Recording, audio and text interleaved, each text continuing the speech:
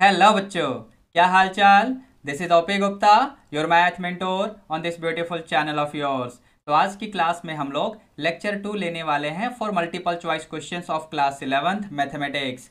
तो चलते हैं, जरा आगे बढ़ते हैं। अगर आप लोगों ने लेक्चर 1 अभी तक नहीं देखा है तो उसका लिंक मैं आपको इस वीडियो के डिस्क्रिप्शन बॉक्स में दे दूंगा। ठीक है बच्चों, ये टेस्ट इन सभी टॉपिक्स पे होने वाला है जो कि मैं पहले ही आपको लेक्चर 1 में बता चुका हूँ, आप यहाँ पर देख सकते हैं। ठीक है ना। इस टेस्ट का पीडीएफ लिंक भी आपको इस वीडियो के डिस्क्रिप्शन बॉक्स में मिल जाएगा। आगे बढ़ते हैं जरा, और सबसे पहले आप इस चैनल को सब्सक्राइब कर लो, बेल नोटिफिकेशन प्रेस करके वीडियो को लाइक भी कर देना। ठीक है बच्चों, और अपने सभी क्लासमेट्स को शेयर भी कर देना ताकि वो भी अच्छे से प्रिपरेशन कर पाएं। तो जैसा कि मैं पहले आपके साथ डिस्कस कर चुका हूं, ये टेस्ट 1 घंटे का है। यहाँ पर आप देख पा रहे होंगे मैक्सिमम मार्क्स 45 मार्क्स। यानी अभी तक मैंने लेक्चर 1 में क्वेश्चन 1 से लेकर क्वेश्चन नंबर 10 तक आपके साथ डिस्कस किया था। आज की क्लास हम क्वेश्चन 11 से स्टार्ट करेंगे। यहाँ पर आप देख पा रहे होंगे क्वेश्चन 11 में क्या बोला हुआ है। यहाँ पर हमें एक सेट ए दे रखा है और एक सेट बी दे रखा है। Then a relation R which is defined from A to B, यानी रिलेशन जो है ये ए से बी में डिफाइंड है। Having maximum number of elements is given by. देखो, हमें ये तो पता है कि relation is always a subset of A cross B. अगर रिलेशन ए से बी में डिफाइंड है तो ये चीज तो हमको पता ही है बच्चों, है ना। तो यहाँ पर अगर आर ए क्रॉस बी के एग्जैक्ट इक्वल हो जाएगा तो उस केस में रिलेशन में मैक्सिमम नंबर ऑफ एलिमेंट्स होंगे। बात समझ आ रही है सभी को? ठीक है, तो यहाँ पर कौन से वाला ऑप्शन सही हो जाएगा? Option C of question 11 will be absolutely correct. आप यहाँ पर देख सकते हैं बच्चों। ठीक है ना। चलते हैं क्वेश्चन नंबर 12 की तरफ। क्वेश्चन 12 में क्या बोला हुआ है? यहां पर हमें सेट ए दे रखा है, सेट बी भी दे रखा है। Then total number of relations defined from A to B. अगर रिलेशन आर है जो कि ए से बी में डिफाइंड है तो हमको बताना है टोटल नंबर ऑफ रिलेशंस कितने होंगे। सबसे पहले एन ऑफ ए लिखो। सेट ए में 2 एलिमेंट हैं, एन ऑफ बी यानी सेट बी में 3 एलिमेंट हैं। तो इसका मतलब ए क्रॉस बी में कितने एलिमेंट आएंगे? 2 इंटू 3 यानी 6 एलिमेंट आएंगे। तो यहाँ पर टोटल नंबर ऑफ रिलेशंस जो हमें निकालने हैं ना, जो कि सेट ए से सेट बी में डिफाइंड होंगे, इसके लिए हम लोग 2 की पावर में 6 लगा देंगे। दैट मीन्स ये बनेगा 64, यानी ऑप्शन ए सही हो जाएगा।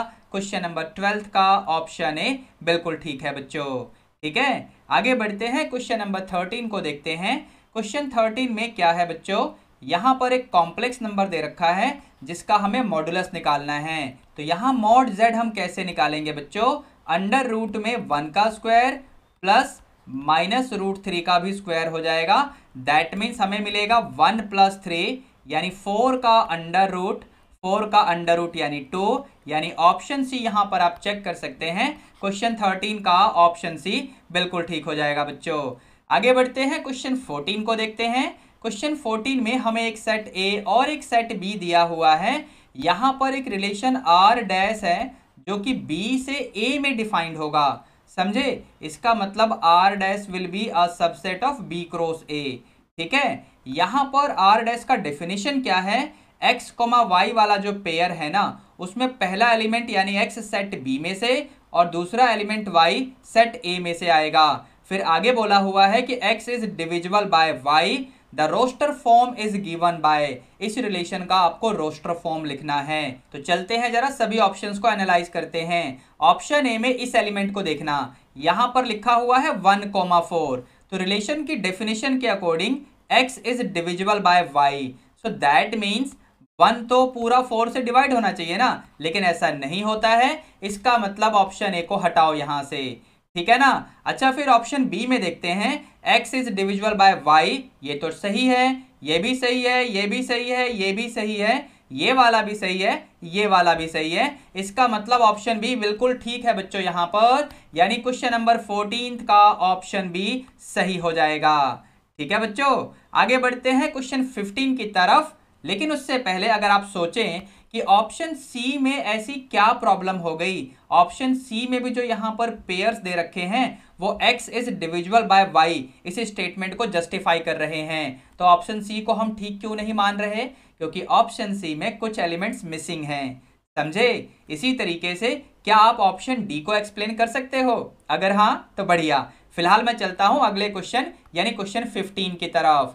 यहां पर क्या है बच्चों, यहां पर हमें बोला गया है कंसीडर द ग्राफ शोवन। इस ग्राफ को देखिए, which function is represented by this graph. तो इस ग्राफ को देखकर तो हमें लग रहा है कि ये सिग्नम फंक्शन का ग्राफ है, यानी यहां पर ऑप्शन सी आप चेक करिए, इस क्वेश्चन का ऑप्शन सी बिल्कुल ठीक हो जाएगा बच्चों।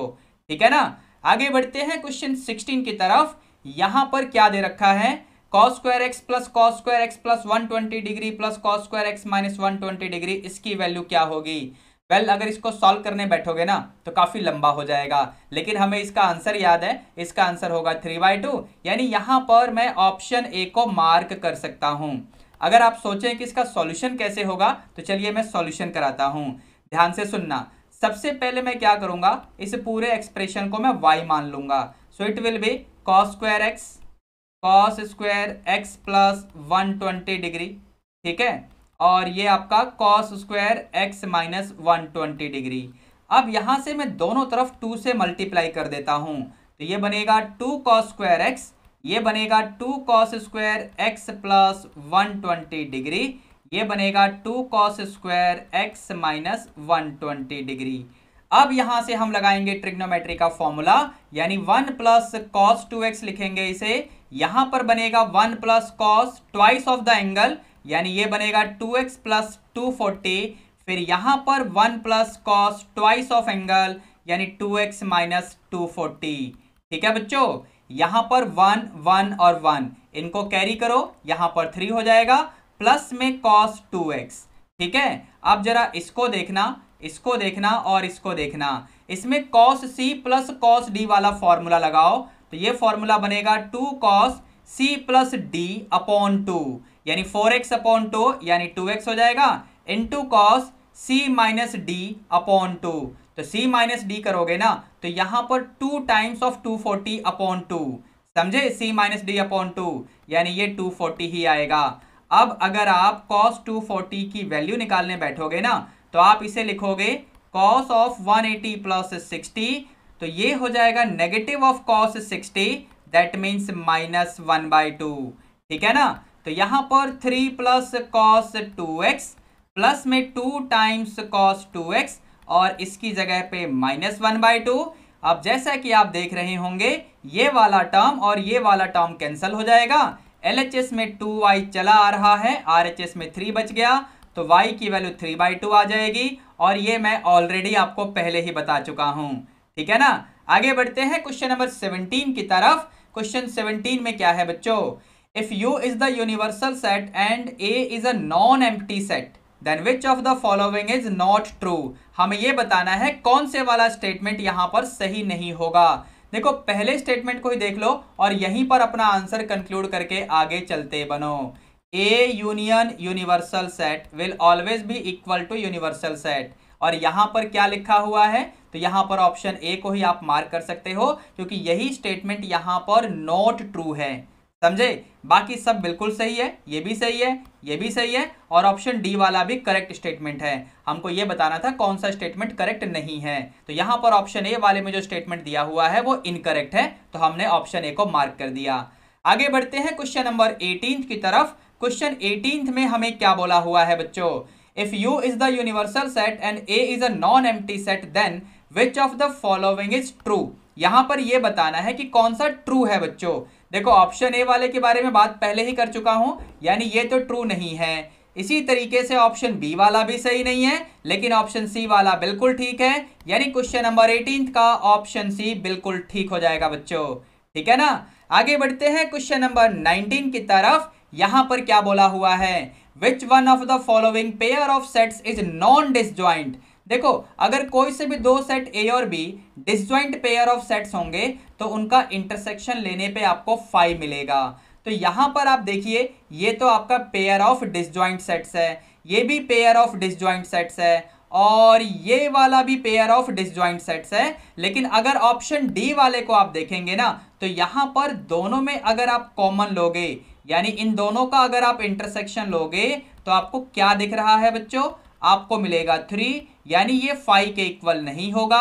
इसका मतलब ये हुआ कि ये pair of non disjoint sets है और यही पूछा हुआ है। सो 19th क्वेश्चन का ऑप्शन डी यहां पर ठीक हो जाएगा बच्चों।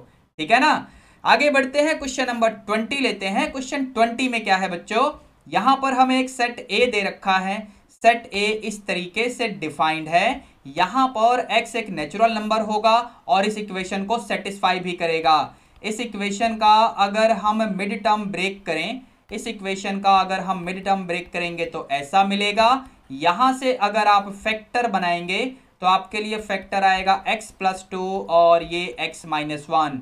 एक बार आप चेक करके देख लो मेरी बात समझ आई कि नहीं। तो यहां से x की वैल्यू 1 होगी, क्योंकि x की वैल्यू अगर -2 लिखोगे ना तो ये नेचुरल नंबर से बिलोंग नहीं करेगा, तो इसे हमें रिजेक्ट मारना पड़ेगा। बस यही वैल्यू यहां पर x बिलोंगिंग टू n वाली कंडीशन को सेटिस्फाई करेगा। तो सेट ए के अंदर आपको सिर्फ यही एलिमेंट मिलेगा। इसने पूछा है कार्डिनल नंबर ऑफ सेट ए, तो उसका आंसर 1 आ जाएगा, यानी यहां पर ऑप्शन सी को आप मार्क कर दोगे। ठीक है ना, कार्डिनल नंबर ऑफ सेट ए पूछा गया है, ध्यान से ऑप्शन डी को देखकर परेशान मत होना बच्चों। ठीक है, यहां पर ऑप्शन सी सही हो जाएगा क्वेश्चन नंबर 20 का। आगे बढ़ते हैं, क्वेश्चन नंबर 21 को देखते हैं। For the set A as given in question number 20, तो क्वेश्चन नंबर 20 में सेट ए हमें ये मिला था बच्चों। What is the total number of subsets, total number of subsets, यहां पर सेट ए में कितने एलिमेंट हैं, तो 1 एलिमेंट हैं। तो टोटल नंबर ऑफ सबसेट्स के लिए फॉर्मूला याद है आपको, 2 की पावर n वाला formula. So total number of subsets of set A will be 2 की पावर 1 यानी 2, यानी option A of question number 21 will be absolutely correct. ठीक है जी, क्वेश्चन नंबर 22 को देखते हैं। क्वेश्चन नंबर 22 में हमें क्या बोला हुआ है बच्चों, यहां पर एक सेट ए है और एक सेट बी है, हमें ए यूनियन बी निकालना है। यानी बिल्कुल सिंपल सा क्वेश्चन दे रखा है, दोनों ही सेट्स के एलिमेंट्स को मिक्स कर देंगे।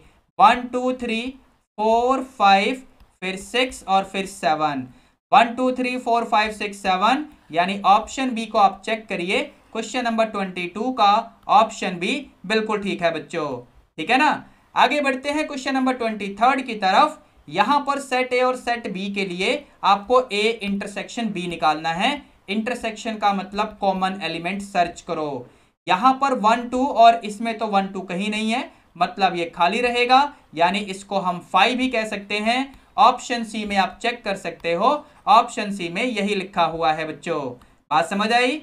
आगे बढ़ते हैं क्वेश्चन नंबर 24 में। यहां पर सेट ए और सेट बी के लिए हमें a माइनस बी निकालना है, यानी सेट ए के वो एलिमेंट लिखो जो कि सेट बी में नहीं है। तो यहां पर 1 है लेकिन यहां नहीं है, सेट ए में 2 है लेकिन बी में नहीं है, सेट ए में 3 है लेकिन बी में नहीं है, सेट ए में 4 और सेट बी में भी 4 है, यानी यहीं पर आंसर कंक्लूड हो जाएगा। क्वेश्चन 24 का ऑप्शन बी सही हो गया बच्चों।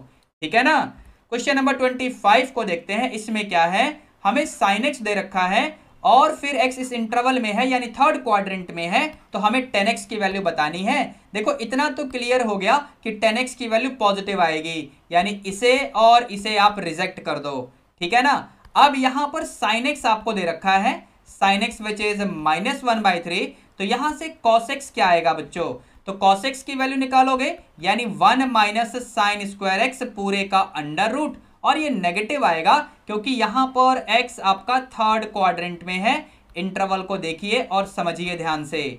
ठीक है ना, तो यहां पर आप इसमें sin x की वैल्यू पुट करेंगे तो -1/3 का स्क्वायर यानी 1/9 आ जाएगा, यानी ये बनेगा 8/9। बाहर नेगेटिव है और ये स्क्वायर रूट को मत भूलना, यानी ये आपको मिलेगा 2√2/3। ठीक है बच्चों, अब यहां से आपको क्या निकालना है, आपको निकालना है 10x। 10x का मतलब हुआ sin x upon cos x। अब यहां पर क्योंकि मुझे sin x की वैल्यू मिली है -1/3, क्वेश्चन में गिवन था, और cos x की वैल्यू है -2√2/3। इसको सिंप्लीफाई कर लोगे तो आपका आंसर आ जाएगा 1/2√2।